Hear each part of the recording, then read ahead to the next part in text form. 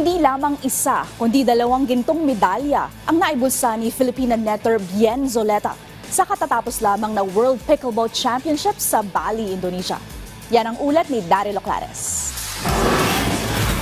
Sa unang pagkakataon sa kanyang karera, itinanghal bilang world champion ang veteran national team soft tennis player na si Bien Zoleta. Wagi si Zoleta ng dalawang gintong medalya sa ginanap na World Pickleball Championships kamakailan sa Bali, Indonesia. Nasungkit ng 35-year-old netter ang kanyang unang gold para sa mixed doubles 35+, kasama si Joner Obrero ng kanilang patapain ang Thailand sa score na 21-18.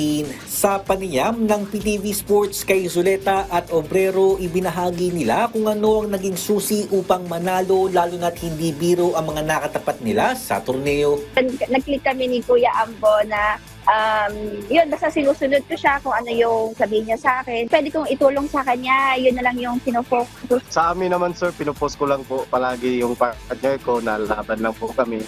Nasa isip lang namin na kayanin namin na manalo hanggang sa dulo. Matapos ang naging tagumpay niya sa mixed doubles, hindi pa nakontento ang kinatawan ng Lucena City Pickleball Club na si Zoleta na naibulsa rin ang ginto sa women's singles nito lamang linggo. Ayon kay Zoleta, magandang pambawi ito sa masakit nilang kabiguan sa World Soft Tennis Championship sa Ancheong, South Korea. Dito sa World dito sa pickleball, actually hindi talaga ako nag-expect na na mag-gold. So syempre nag-aim ako na makamedal.